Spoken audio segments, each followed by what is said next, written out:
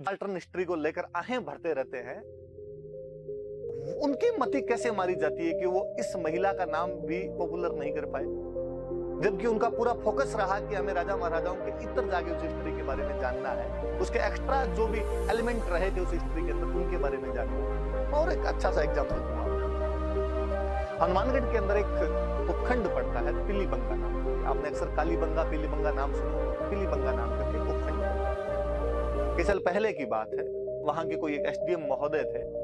और उन्होंने एक दिन ऑफ द रिकॉर्ड किसी के बीच बातचीत के अंदर, एसडीएम महोदय को पूर्वी राजस्थान के रहे थे और ऑफ द रिकॉर्ड वो बोल गए कि यार वो जो जोधपुर में खेजड़ली वाली बात हुई थी ना, 363 लोगों में, वो लोग कोई पेड़ वेड़ बचाने के लिए नहीं मरे थे, कोई शहीद वहीद नहीं हुई,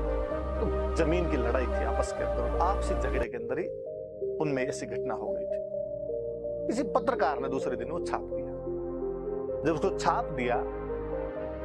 अखबार में आया तो दूसरे दिन अखबार के साथ में वो हेडिंग और साथ में दूसरी हेडिंग कि बिश्नोई समाज आक्रोशित, और बिश्नोई समाज ने कहा कि हमारी एक पूजनीय महिला के बारे में से गलत टिप्पणी की गई, इसलिए एसडीएम साहब माफी मांगे और उनको तत्काल प्रभाव से सस्पेंड कर दिया। उन दिनों में मैं अखबार जब रेगुलर फॉलो कर रहा था तो मैंने देखा कि वो धरने पे बैठ गए वो लोग, और डेली अखबार में आता बिश्नोई समाज का धरना दूसरे दिन जारी, मांग ममता देवी बिश्नोई पर की गई टिप्पणी के लिए एसडीएम महोदय माफी मांगे और उनको सस्पेंड किया जाए, बर्खास्त किया जाए, सजा दी जाए। तीसरे दिन जारी, चौथे दिन, पहले 7वें दिन या ऐसे करके जो हनुमानगढ़ के जिला कलेक्टर थे, पीसी के सब बहुत भले जिला कलेक्टर उस टाइम के, जो डीएम थे, वो आए वहां पे और एसडीएम महोदय को जहां मंच बना हुआ था, धरना स्थल था, वहां पर लेकर आए और उन्होंने कहा,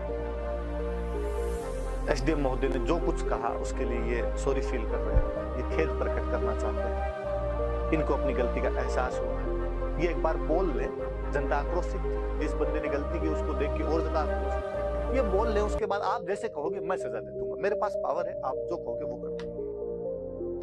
एसडीएम महोदय आए, एसडीएम महोदय ने कहा कि चूंकि मैं पश्चिमी राजस्थान के बारे में इतना अवेयर नहीं हूँ, चूंकि मैंने हिस्ट्री में इनके बारे में इतना ज्यादा नहीं पढ़ा था, सुनी सुनाई बात का धर्म पे ऐसा बोल दिया, अब जब आपने ये विरोध किया तो मैंने उनके बारे में पढ़ा और मुझे पता चला कि मैंने कितनी एक रेस्पेक्टेड महिला के बारे में गलत टिप्पणी कर दी थी। मैं उस बात के लिए माफी चाहता हूँ, खेद प्रकट करता हूँ, सॉरी फील करता हूँ, आइंदा से मेरे द्वारा ऐसी कोई भी गलती नहीं की जाएगी। मैं उनके सम्मान में आज ही जो कार्यालय है, उपखंड कार्यालय है, वहां पर 363 पौधे लगाना चाहता हूँ। मैं आप लोगों को यह भी कहना चाहता हूँ कि आज के बाद मेरी जहां कहीं पोस्टिंग होगी वहां पर भी मैं भाद्रपद शुक्ल 10वीं को 363 पौधे लगाऊंगा। वो हटे, पीसी किशन वापस आए तो उन्होंने कहा अब बताइए, अब आप लोगों को क्या कहना है, आप चाहो तो दंड दिया जाए, आप चाहो तो छोड़ दिया जाए जिन्होंने बात की। वहां जो समाज के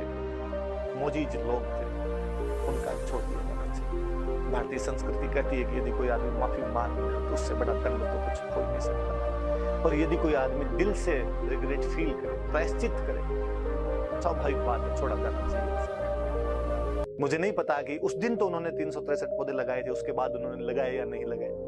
पर मुझे उस दिन दो बातें बहुत अच्छी लगी। एक तो ये कि समाज ने बड़ा दिल दिखाया और उनको कहा कि माफ किया जाता है। दूसरा, मुझे उस स्नो कलेक्टर साहब बहुत अच्छे लगे कि इमोशनल इंटेलिजेंस कितनी अच्छी है, आपकी निर्णय लेने की क्षमताएं कितनी अच्छी है। जब आप खुद निर्णय लेने वाली उस कुर्सी पर बैठे होते हैं तो आपके पास दोनों तरीके हैं, कंस्ट्रक्टिव और डिस्ट्रक्टिव। आप रचनात्मक और विध्वंसात्मक दोनों कर सकते हैं, कुछ भी वहां पर डिसीजन ले सकते हैं, पर एक कंस्ट्रक्टिव डिसीजन ज्यादा अच्छा होता है। रचनात्मक डिसीजन लिया उन्होंने, एसडीएम से माफी भी मंगवा ली, एसडीएम से वो जो काम करवाना था वो काम भी करवा लिया। परंतु उन दिनों में एक बहुत बुरी बात फील हुई कि लगातार 7 दिन अखबार में आया कि बिश्नोई समाज का धरना जारी, बिश्नोई समाज का धरना जारी, बिश्नोई समाज का धरना जारी। तब लगा कि हम हमारे समाज को किस मोड़ पर लाकर खड़ा कर दिया हमने, कि हमने हमारे महापुरुषों को केवल जाति और संप्रदाय के बंधन के दायरे में लाकर बंद कर दिया। शायद वो महापुरुष ऊपर बैठकर हम पर हंसते होंगे, हमें कहते होंगे लीचड़ों, हम जब कभी भी मरे होंगे, जब कभी भी हमने बलिदान किए होंगे,